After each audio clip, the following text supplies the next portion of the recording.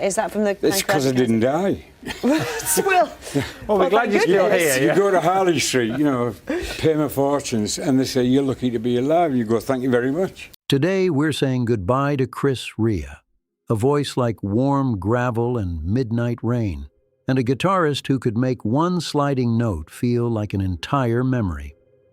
Reports say he died in hospital today, Monday, December 22, 2025, after a short illness, surrounded by his family.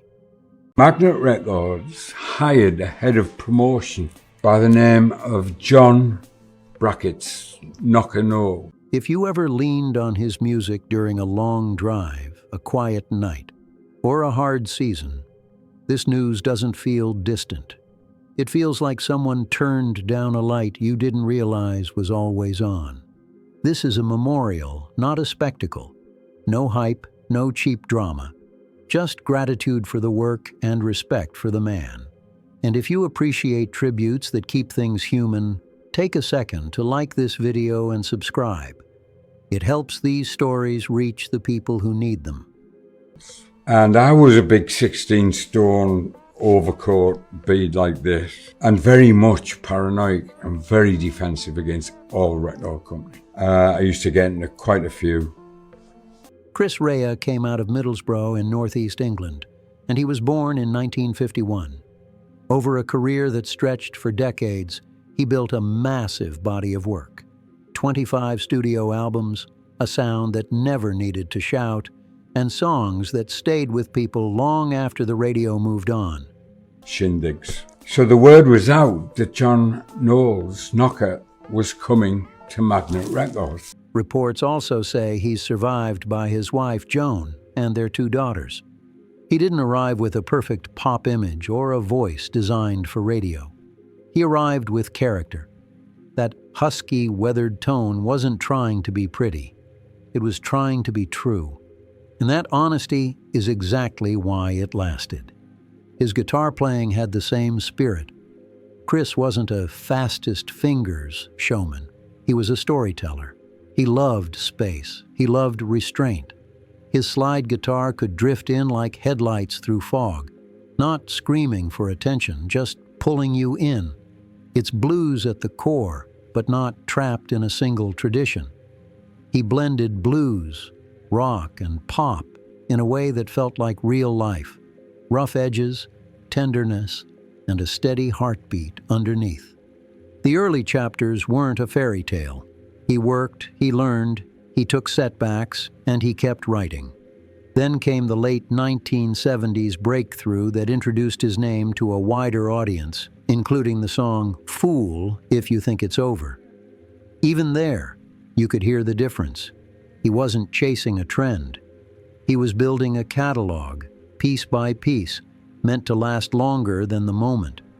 Over the years, he kept writing about people and places with the kind of detail that makes you feel like you've been there too. On the Beach doesn't just describe a location, it captures a mood. Josephine isn't just a title, it sounds like a memory. His songs didn't rely on gimmicks. They relied on atmosphere, on that particular mix of warmth and sadness that makes you sit a little longer before turning the key and walking inside. Then came the era that cemented his legacy across the UK and Europe. The Road to Hell wasn't just successful, it became a statement piece, dark and cinematic, yet strangely comforting because it didn't pretend life was simple. A couple of years later, Auberge followed and confirmed it wasn't a one-off. 2 albums that topped the UK chart, and a run of music that felt like it belonged on the road, in the night, in the in-between moments where people do their most honest thinking. If you're editing this, let the visuals breathe here. Slow timeline on screen. Album covers fading in and out with the year. Short live clips where the slide guitar is front and center. Night driving footage, rain on glass, streetlights passing like a metronome. His music was built for motion, and the video should move the same way. Steady, not frantic. Of all his songs, one became bigger than the usual cycle of hits. Driving home for Christmas grew into a ritual. It's the soundtrack of winter roads, tired eyes, bags in the trunk, and that simple hope of getting back to the people you love. What makes it special is that it doesn't shout holiday. It's quiet, it's human, and it returns every year because the feeling it captures never expires. That was Chris Rea's gift. He wrote for the part of life that repeats, the long stretch between big events, the ordinary evenings, the private regrets, the small victories, the ride home. If you ever felt like the world moved too fast and you needed a song that slows time down, you probably ended up with Chris Rea in your headphones without even planning to. He also carried himself differently than a lot of stars. He didn't need constant controversy to stay in the conversation.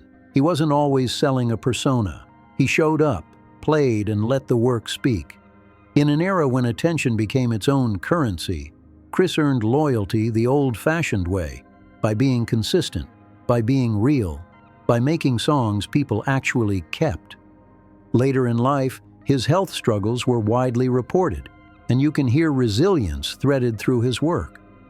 Not in a motivational slogan kind of way, in a raw, lived-in way, like someone who knows time isn't unlimited, so the notes have to count. That's one reason his music often leaned back into the blues. Blues is where pain and beauty can sit in the same room without pretending. If Chris Rea meant something to you, share it in the comments. What was the first song you heard? What lyrics stuck? Where were you when it played? And please subscribe for follow-ups and updates, because as official tributes and remembrances come in, I'll keep them gathered here in one place. Because today isn't only about loss, it's about what remains. Music is one of the few things that can outlive us and still feel alive. You can press play tomorrow or 10 years from now, and the voice is still there. The guitar is still there. The feeling is still there. That's a kind of immortality, and Chris Rea earned it the slow, steady way, by making records that never rushed. How do you measure a career like his? Not only by charts or sales. You measure it by the number of people who found comfort in those songs, the number of drives where The Road to Hell made someone feel understood, the number of winters where driving home for Christmas turned a long trip into a warm memory, the number of nights when a soft slide line helped someone breathe again. This is also a moment to appreciate the craft. Chris Rea understood restraint. He knew when to leave space. He knew the power of a simple phrase and a steady groove. In a world that often confuses loud with meaningful, he proved the opposite. Quiet can be unforgettable. If this tribute is helping you remember him, tap like. It really does help the video reach others who are searching for the same comfort tonight. And if you're a younger listener who only knows him from a song that shows up every December, take this as an invitation. Explore deeper.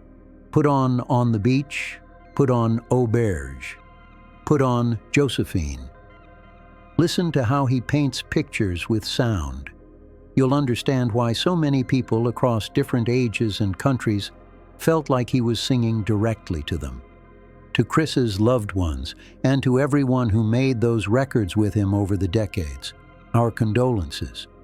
The world doesn't always recognize quiet legends while they're here, but the response today says everything. He mattered, deeply, to millions. As we close, here's the truth. There are artists who entertain, and there are artists who accompany you through life. Chris Rea was the second kind. He was there in the background of ordinary days, and somehow that made him unforgettable. His songs didn't demand your attention. They earned your trust. I'll be posting a follow-up with a deeper timeline of his albums and the songs fans are revisiting most right now, so stay subscribed so you don't miss it. For your edit, add 2 gentle on-screen visuals. First, a minimalist career timeline. Late 1970s breakthrough, late 1980s and early 1990s peak with The Road to Hell and Auberge. Then the later years. Second, a simple seasonal line chart showing how Driving Home for Christmas rises every December and falls after the holidays, repeating year after year. To generate those visuals, use prompts like this in your graph tool. Create a clean 16 by 9 timeline graphic on a light background titled Chris Rea, Career Milestones, with evenly spaced markers and short labels for key years and album titles, black text, subtle grid, calm documentary style. And create a clean 16 by 9 line chart titled Driving Home for Christmas, Seasonal Interest, with the x-axis as weeks of the year and a repeating spike in December, minimal labels, light grid, and a restrained, respectful, memorial aesthetic, and no bright colors or aggressive styling. Rest in peace, Chris Rea. Thank you for the songs, the road trips, and the quiet honesty. If you enjoyed this tribute, please like, subscribe, and stay tuned for more respectful stories that keep great music alive.